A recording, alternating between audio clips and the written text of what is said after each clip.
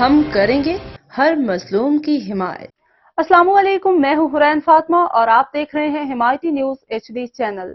نظر ڈالتے ہیں آج کی اہم خبروں پر۔ SHO جاوید ابڑو کی بہترین کارروائی، سکھن پولیس اور ڈاکوؤں کے درمیان سنسنی خیز مقابلہ۔ سکھن تھانے کی پولیس نے ایک دلیرانہ کارروائی میں ڈاکوؤں کے عزائم خاک میں ملا دیے۔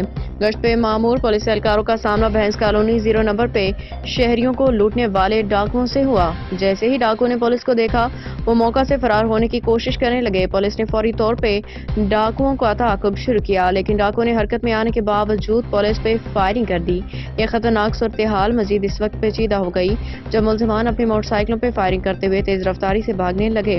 سکھن پولیس نے ملزمان کو قابو میں لانے کے لیے بہترین حکمت عملی اپنائی، 2 راستوں سے ان کا پیچھا کیا۔ سوڈا فیکٹری موڑ پہ دوسری جانب سے پہنچنے والی پولیس پارٹی نے ڈاکوؤں کا راستہ روک کے جوابی کارروائی کی۔ فائرنگ کے تبادلے میں ایک ملزم زخمی ہو گیا، جبکہ اس کا ساتھی فرار کی کوشش میں دھر لیا گیا۔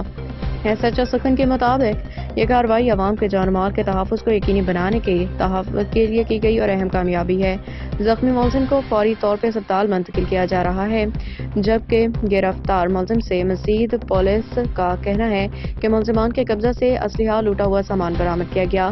SHO جاوید ابڑو نے کہا کہ مجرم اپنے بندوبست کر لیں، پولیس آگے کوئی بھی جرائم پیشہ افراد یا اس کا انجام یہی ہوگا۔